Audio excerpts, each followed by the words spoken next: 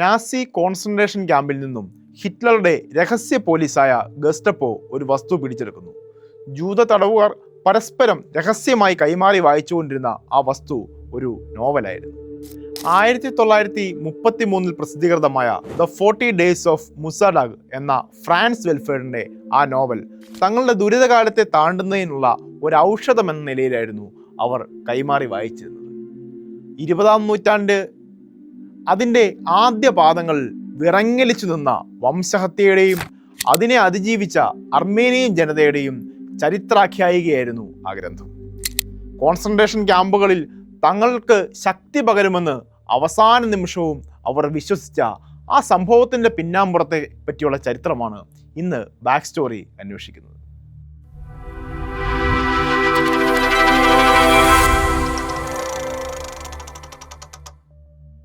നമ്മളിൽ പലരും ടാറ്റു ചെയ്യാറുണ്ട്.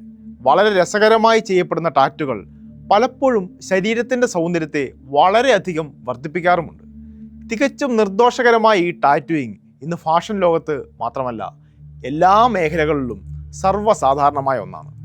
എന്നാൽ ടാറ്റുവിങ്ങിൻ്റെ ഒരു അസാധാരണ ചരിത്രം ചികയുന്നതിനാണ് ഇന്ന് നാം ശ്രമിക്കുന്നത്.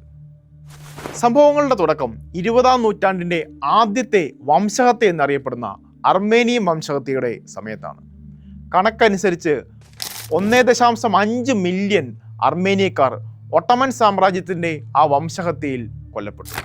ഒരു ജനതയെ ഭൂമുഖത്തു നിന്നും തുടച്ചു നീക്കുന്നതിനായി പുരുഷന്മാരെ കൊന്നുകളയുകയും സ്ത്രീകളെയും കുട്ടികളെയും നിർബന്ധിത മതപരിവർത്തനത്തിനും ബലാത്സംഗത്തിനും വിധേയമാക്കുകയും ചെയ്തു. അന്ന് സിറിയൻ മരുഭൂമിയിലേക്ക് മൃഗങ്ങൾക്ക് സമാനമായി അർമേനിയൻ വംശജരെ ആട്ടിത്തെളിക്കപ്പെട്ട ഡെത്ത് മാർച്ച് ഇന്നും ഞെട്ടലോടെ മാത്രം ഓർത്തെടുക്കുവാൻ സാധിക്കുന്ന ചരിത്രത്തിലെ നരകയാത്രകളിൽ ഒന്നാണ്. ഒട്ടമൻ സാമ്രാജ്യം പത്രപ്രവർത്തകരെയും ഫോട്ടോഗ്രാഫർമാരെയും ശക്തമായി വിലക്കുകയും വിലക്ക് ലംഘിച്ചവരെ തുറങ്കിലടക്കുകയും ചെയ്തതോടെ വംശഹത്യയുടെ ഈ ദുരിത ചരിത്രം ലോകമറിയുവാൻ ഒരുപാട് വൈകിപ്പോയി. അർമേനിയൻ വംശഹത്യയിൽ നിരവധി ആളുകൾ കൊല്ലപ്പെടുകയും കൊള്ളയടിക്കപ്പെടുകയും സ്ത്രീകളും പെൺകുട്ടികളും മാനഭംഗത്തിനിരയാക്കപ്പെടുകയും നിരവധി അഭയാർത്ഥികൾ സൃഷ്ടിക്കപ്പെടുകയും ചെയ്തു. അതിനുശേഷം മതപരിവർത്തനം നടത്തപ്പെട്ട അർമേനിയൻ സ്ത്രീകളുടെ മുഖത്തും കഴുത്തിനുമൊക്കെയായി അക്രമികൾ പലതരം ടാറ്റുവിങ് നടത്തുകയുണ്ടായി. ഈ പച്ചകുത്തൽ ഫാഷൻ്റെയോ പുതിയ ട്രെൻഡിൻ്റെയോ ഭാഗമായിരുന്നില്ല എന്ന കാര്യം പറയേണ്ടതില്ലല്ലോ. സ്ത്രീ ശരീരങ്ങളെ സ്വന്തമാക്കുന്നതിനുള്ള ഈ ആണത്ത ആഘോഷത്തെ അക്കാലഘട്ടത്തിലെ ഒട്ടമൻ സഖ്യകക്ഷിയായ ജർമ്മനി ഉൾപ്പെടുന്ന പാശ്ചാത്യ രാജ്യങ്ങൾ കണ്ടില്ലെന്ന് നടിച്ചു.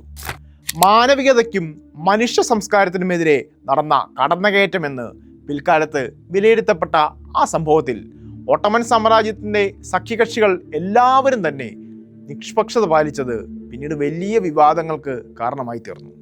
പിന്നീട് ജർമ്മനിയിൽ അധികാരത്തിലേറിയ നാസി പാർട്ടി നടത്തിയ വലിയ വംശഹത്യയ്ക്ക് പ്രചോദനമായതും ഈ സംഭവമായിരിക്കാമെന്ന് ചരിത്രം പരിശോധിക്കുന്ന ഘട്ടത്തിൽ ഒരു ഞെട്ടലോടെ നാം തിരിച്ചറിയുന്നു. ആ സംഭവം അക്രമത്തിൻ്റെയും വംശഹത്യയുടെയും മാനഭംഗങ്ങളുടെയും കൊള്ളയുടെയും മായാത്ത ഓർമ്മയായി അർമേനിയൻ സ്ത്രീകളുടെ ശരീരങ്ങളിൽ അവശേഷിച്ചു.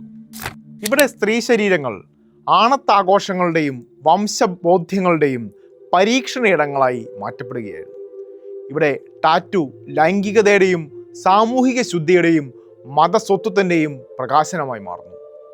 പിന്നീട് സ്ത്രീകളെല്ലാം തന്നെ ഈ വംശഹത്യയുടെ ഓർമ്മകൾ പേറുന്ന ടാറ്റു അണിഞ്ഞ മുഖങ്ങളുമായി തങ്ങളെ ആക്രമിച്ച ആ സമൂഹത്തോടൊപ്പം അതേ നാടുകളിൽ പുതിയ ജീവിതം ആരംഭിക്കാൻ വിധിക്കപ്പെട്ടു. എന്നാൽ സംഭവങ്ങൾ പിന്നീട് മാറി മറിയുകയുണ്ടായി. 1-ാം ലോക മഹായുദ്ധാനന്തരം ഒട്ടമൻ സാമ്രാജ്യം തകർക്കപ്പെടുകയും ദുരിതമനുഭവിച്ച അർമേനിയൻ സ്ത്രീകളും കുട്ടികളും വിമോചിതരാവുകയും ചെയ്തു. എന്നാൽ ഇതിനുശേഷമുണ്ടായ സംഭവങ്ങൾ വംശഹത്യ ഉണ്ടാക്കിയ ആഘാതങ്ങളെക്കാൾ ദുരിതപൂർണമായിരുന്നു. തിരിച്ചെത്തിയ ടാറ്റു ചെയ്യപ്പെട്ട സ്ത്രീ ശരീരങ്ങളെ അർമേനിയൻ ജനത അയിത്തം കൽപ്പിച്ചുകൊണ്ട് മാറ്റി നിർത്തി. അവർ അശുദ്ധിയുടെയും മതപരിവർത്തനത്തിൻ്റെയും വംശ അശുദ്ധിയുടെയും പ്രതീകങ്ങളായി വിലയിരുത്തപ്പെട്ടു. തങ്ങളുടെ സമൂഹത്തിൽ വലിയ പ്രതീക്ഷകളോടെ തിരിച്ചെത്തിയ അവർക്ക് ജീവിതം അവഹേളനങ്ങളുടെയും ആട്ടിയോടിക്കലുകളുടെയുമായി മാറി.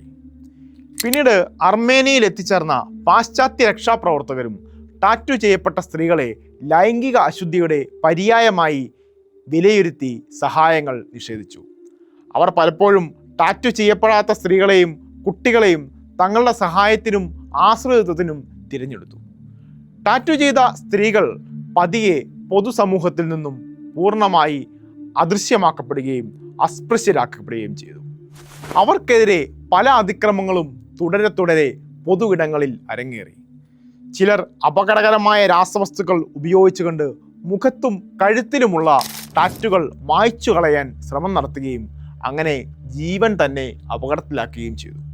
കന്യകാത്വത്തിൻ്റെ നഷ്ടപ്പെടലും നിർബന്ധിത മതപരിവർത്തനത്തിൻ്റെ അടയാളവും മാനഭംഗത്തിനിടയായ സ്ത്രീത്വത്തിൻ്റെ പ്രതീകവുമായി കണക്കാക്കപ്പെട്ട ടാറ്റുകളെ നശിപ്പിച്ചു കളയുന്നത് തങ്ങളുടെ ജീവനേക്കാൾ പ്രാധാന്യം നൽകിയ ആ സ്ത്രീകളോട് അർമേനിയൻ ജനത പിന്നീട് ഒരിക്കലും കരുണ കാണിച്ചില്ല. യുദ്ധാനന്തരം 49-ലധികം രാജ്യങ്ങൾ ഗോൾഡൻ റൂൾ സൺഡേ ആചരിക്കുകയും അതിന് പ്രകാരം അർമേനിയയിലെ ജനതയ്ക്ക് വലിയ സഹായങ്ങൾ നൽകുകയും ചെയ്തു. ഏകദേശം 110 മില്യൺ ധനസഹായം ഒട്ടോമൻ സാമ്രാജ്യത്തിൽ നിന്നും വിമോചിതമായ ജനതയ്ക്ക് ലോകം നൽകിയതായാണ് കണക്ക്. എന്നാൽ ഈ കണക്കിലെങ്ങും ഉൾപ്പെടാതെ പൊതുവിടങ്ങളിൽ നിന്നും അകറ്റപ്പെട്ട ടാറ്റു ചെയ്യപ്പെട്ട മുഖങ്ങളെ ഇന്നും ചരിത്രവും ഭരണകൂടങ്ങളും ഓർമ്മിക്കുന്നില്ല. യുദ്ധവും വംശഹത്യയും കെടുതികളും എക്കാലവും പാർശ്വവൽകൃത സമൂഹങ്ങൾക്ക് മേൽ നടത്തുന്ന അതിക്രമങ്ങൾക്ക് മുൻപിൽ ജാഗരൂകരായി ഇരിക്കുവാനാണ് ഈ ചരിത്ര സംഭവവും നമ്മോട് ആവശ്യപ്പെടുന്നത്.